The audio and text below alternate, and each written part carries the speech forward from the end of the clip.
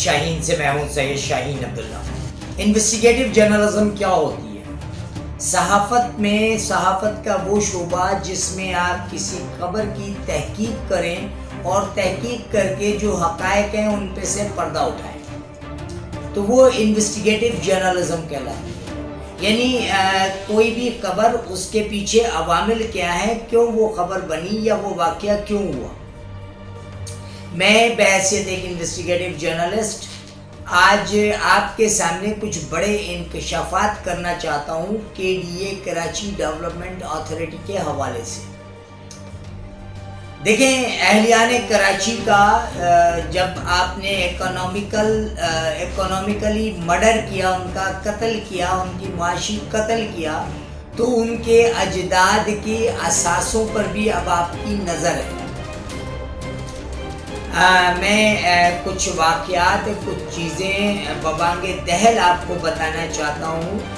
اہلیان کراچی نے بہت عرصے تک چائنا کٹنگ کے نام پر اپنی جیبوں کو خالی کرایا۔ اہلیان کراچی کے بینک اکاؤنٹس پہ ڈاکہ مارا گیا چائنا کٹنگ کے نام پہ، زمین کے نام پر، کہ یہ زمین آپ کو الاٹ کر دی گئی ہے۔ اس میں متحدہ بدنام ہوئی۔ متحدہ کا کوئی عمل دخل نہیں ہے، میں ببانگ دہل کہہ رہا ہوں۔ تھوڑی سی میں اس کی شروعات آپ کو بتا دوں بحیثیت انویسٹیگیٹو جرنلسٹ۔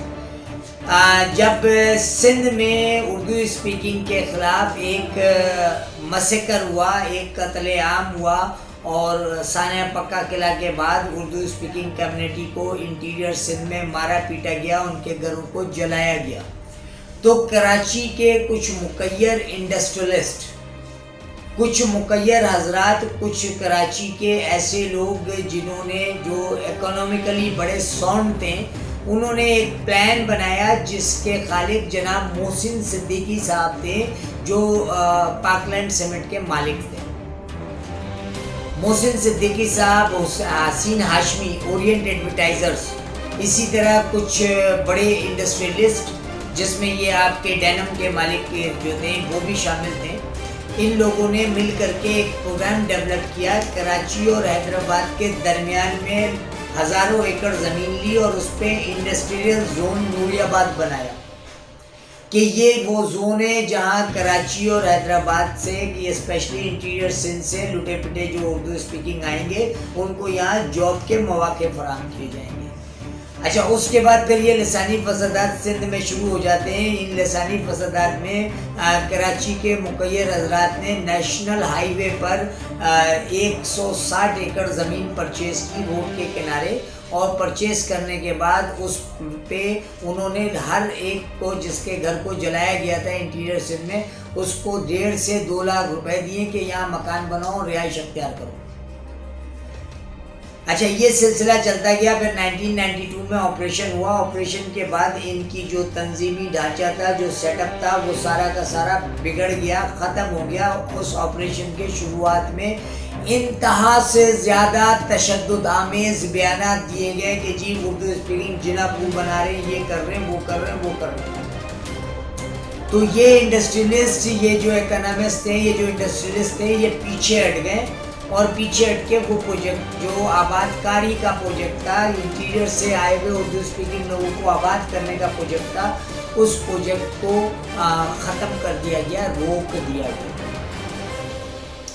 جب اس پروجیکٹ کو روک دیا گیا اور وہاں کچھ لوگ آئے آباد میں، دیکھیں بہت سارے سرکاری فلیٹوں میں بھی اس دوران دادو سے، میڑ سے، حیدرآباد سے، انٹیریئر سے لٹے پٹے لوگوں کو وہ فلیٹ دیے گئے تھے، جو آج تک ان کی کچھ بقایا جات رہ رہی ہیں۔ اس وقت کے سندھ حکومت نے، سائیں سرکار نے اس وقت ان کو یہ مراد دی تھی، کیونکہ اس وقت سائیں سرکار ایک کولیبریشن میں تھے MQM کے۔ بہرحال جب آپریشن شروع ہوتا ہے، یہ پروجیکٹ بائنڈ اپ ہو جاتا ہے، تو متحدہ قومی موومنٹ کی ہولڈنگ علاقوں میں بہت زیادہ تھی۔ KBCA SBCA جو اب ہے، اس KBCA تھی، اس کے اور MPGO کے کچھ افسران تھے جو سندھی اسپیکنگ افسران تھے، انہوں نے پاکستان پیپلز پارٹی کے لیڈران سے ہاتھ ملایا اور انہیں کہا کہ 11B میں یہ گراؤنڈ خالی پڑا ہے، اس پہ 160 پلاٹ کٹ جائیں گے۔ 2 گراؤنڈ ہیں، ایک ہاکی کا ایک کرکٹ کا، ان دونوں میں اگر ہم پلاٹنگ کر دیتے ہیں تو ان کو جو مقامی لیڈر تھے پاکستان پیپلز پارٹی کے، انہوں نے اپنے بڑے لیڈروں سے پوچھا اور انہوں نے ان کو اپروول دے دی کہ تم بھی پیسے کماؤ ہمیں بھی دو۔ تو اب وہ جناب ایس بی سی اے والے یا کے بی سی اے والے یا وہ جا کر کے کے ڈی اے والے وہاں پہ پلاٹ کاٹتے نقشوں میں، فزیکل سائٹ پہ وہ نہیں جاتے تھے کیونکہ سائٹ کے علاقوں میں تمام جو کراچی کے علاقے تھے وہاں متحدہ کی ہولڈنگ تھی، متحدہ کی ہولڈنگ تھی۔ اب کوئی آدمی جاتا ہے لینڈ کروزر لے جا کے ایک پارک پہ کھڑا کرتا ہے کہ جی یہاں پہ 20 پلاٹ میرے ہیں، یہ پٹی میری ہے، وہ نقشہ دکھاتا ہے، تو وہاں کا جو یونٹ انچارج ہے وہ اس کو پول سے باندھ کے مارتا ہے کہ ہمارے پارک کو کاٹنے والا ہوتا کون ہے۔ تو انہوں نے اس خوف کو ختم کرنے کے لیے متحدہ کے سیکٹر کی سطح کے لوگوں کے پاس گئے، بھائی یہ مقصود بھائی یہ 16 پلاٹ کٹے ہیں جن میں سے 10 ہم آپ کو دے رہے ہیں، آپ ہمیں پر پلاٹ صرف 1.5 لاکھ روپے کے حساب سے پے کر دیجیے، آپ اس کو 2 میں بھیجیں، 2.5 میں بیچیں، 3 میں بیچیں۔ اب جناب وہ مقصود بھائی نے اپنے بروکر دوست کو کہا، اس نے کہا جی میں 3 کے حساب سے، تو کہا یہ جاتا تھا کہ جی این او سی ملی ہے 3 لاکھ روپے کے حساب سے، یعنی 1.5 لاکھ روپے کے بی سی اے کے اس کے ڈی اے کے آفیسر کے ہیں اور باقی 1.5 لاکھ روپے جو ہیں وہ بقول ان کے 90 پہ جا رہے ہیں۔ تو وہ چائنا کٹی کی بنیاد تھی۔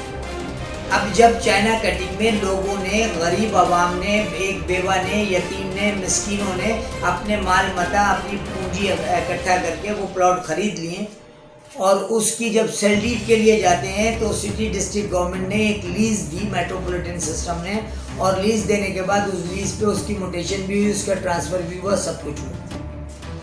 اور پھر سن 2012 میں رینجرز والے 20 شیزور ٹرکوں پہ وہ سارا ریکارڈ لے کے چلے گئے۔ وہ جو غریب آدمی ہے وہ گھر میں سو رہا ہوتا ہے، باتھ روم میں بیٹھا ہوتا ہے، کچن میں کھانا پکا رہا ہوتا ہے، بلڈوزر آتا ہے اس کے گھر کو توڑ کے چلا جاتا ہے۔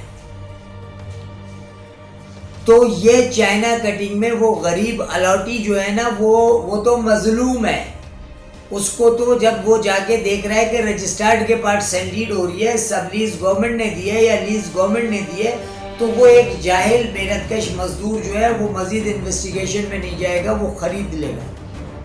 اچھا 1.5 لاکھ روپے کی چیز متحدہ کے پاس 3 لاکھ میں گئی، 3 لاکھ سے آگے بروکر نے 16 میں بیچا، 10 میں بیچا، 12 میں بیچا، بعض پلاٹ پہ 20 لاکھ روپے کا پروفٹ کمایا ان لوگوں۔ اب اس کا سارا ریکارڈ چلا گیا رینجرز کے پاس، رینجرز نے وہ ریکارڈ وہاں سے ہٹا دیا۔ اب کوئی فائل لے کر کے کے ڈی اے جاتا ہے تو کے ڈی اے کے گیٹ پہ جو پہلا آدمی آتا ہے وہ کہتا ہے چل بھائی بھاگ یہاں سے، یہ تو چائنا کٹنگ۔ ارے یار یہ چائنا کٹنگ بھی تو تم نے ہی بنا کے دی تھی، اس نے کوئی گھر پہ تھوڑی پرنٹ کی ہے، اس کی ٹرانزیکشن بھی تو سن 2002 میں، 3 میں، 4 میں، 5 میں، 6 میں، 7 میں آپ خود کرتے تھے۔ تو یہ چائنا کٹنگ بہرحال ایک طرح سے چائنا کٹنگ کے معاملات اب بھی چل رہے ہیں لیکن ڈھکے چھپے۔ تھوڑا سا ایک فرق پڑا ہے کہ پہلے جو آدھا پیسہ ہوتا تھا، مثلا عدی کے پیسوں کے بعد، پیپلز پارٹی کے پیسوں کے بعد جو آدھا پیسہ ہوتا تھا وہ متحدہ کے کسی ذمہ دار کو جاتا تھا، متحدہ پی ٹی آئی ہٹ جائے گی تو پی ٹی آئی کے ذمہ داروں کے پاس چلا جائے گا۔ یہ تو ایک ماضی میں کراچی کی بد نصیبی ہے۔ اچھا ہوتا کیا تھا، جب جا کے وہ کسی ایریے کو، کسی گراؤنڈ کو کاٹتے تھے تو مقامی یونٹ کی وہ سرپرستی حاصل کرتے تھے، مقامی یونٹ کی وجہ کر کوئی اہل محلہ کوئی اہل علاقہ آ کر انہیں تنگ نہیں کر سکتا تھا کیونکہ متحدہ کی ہولڈنگ عوام میں تھی۔ یونٹ انچارج جا کے خاموشی سے کہتا تھا کار سرکار میں مداخلت نہیں کرو، جاؤ، سارے کارکن چلے جاتے تھے۔ تو میرے کہنے کا مقصد ہے کہ اس چائنا کٹنگ کے معاملے میں ایم کیو ایم یا متحدہ قومی موومنٹ کی جو اپر ڈویژن ہے، جو اوپر کے قائدین ہیں، ان میں سے شاید ہی کوئی ایک آدھ ملوث ہوگا۔ یہ سارا کام بیوروکریسی اور مافیا نے اپنی باہمی انڈرسٹینڈنگ سے کیا ہے، متحدہ صرف بدنام ہوئی۔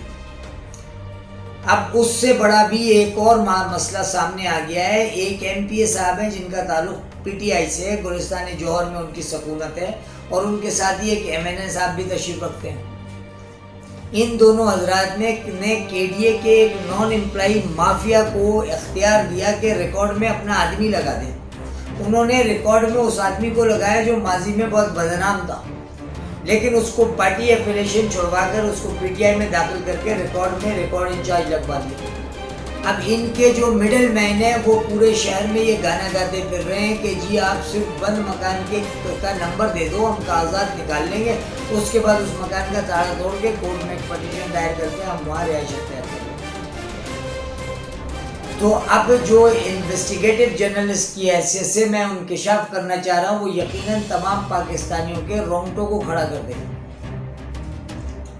ایک بہت چھوٹی سی مثال ہے، آپ پاکستان سے باہر ہیں، گزشتہ 20 سالوں سے آپ کے گھر پہ تالا پڑا ہوا ہے، اس مافیا کے ہاتھ میں اس مکان کا نمبر چلا جاتا ہے، یہ مافیا ریکارڈ سے اس کی ریکارڈ فائل نکلوا لیتا ہے، پھر اس پہ 3 سال پہلے 4 سال پہلے کی ایک جعلی ٹرانزیکشن دکھاتا ہے کہ جی پاور ہو گئی تھی یا پرچیز کر لیا۔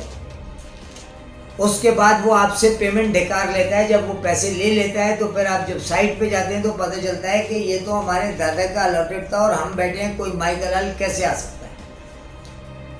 تو میرا جو انکشاف ہے بحیثیت انویسٹیگیٹو جرنلسٹ وہ یہ ہے کہ اہلیان کراچی اور حیدرآباد کی جو اردو اسپیکنگ آبادیاں ہیں وہاں ان کی پراپرٹیز، ان کے مکانات شدید غیر محفوظ ہیں۔ میں بحیثیت انویسٹیگیٹو جرنلسٹ آپ کو یہ تمام حقائق جو ہے نا ثبوت کے ساتھ دے رہا ہوں، میں ان لوگوں کا نام بتا رہا ہوں۔ اچھا، ان کے مختلف ونگ ہیں، ایک ایڈیشنل ڈائریکٹر ہے، اس سے ریلیٹڈ ایک ونگ ہے جس کو پیسے دے کے ایم پی اے صاحب نے اس اے ٹی ایم میں ریکارڈ پہ لگوایا۔ تو یہ وہ لیک آف کریڈیبلٹیز ہیں یا یہ وہ معاملات ہیں جو حکومت پاکستان کے لیے لہما فکریاں ہیں۔ چیف جسٹس صاحب ان معاملات کا سوموٹو لے سکتے ہیں، لیکن وہ سوموٹو نہیں لے رہے ہیں۔ ان کے پیر کو پکڑنے کی وجہ بنیادی کیا ہے، یہ حالات اور وقت بتائے گا آنے والے وقت۔ ٹوڈے وتھ شاہین سے شاہین عبداللہ کو اجازت۔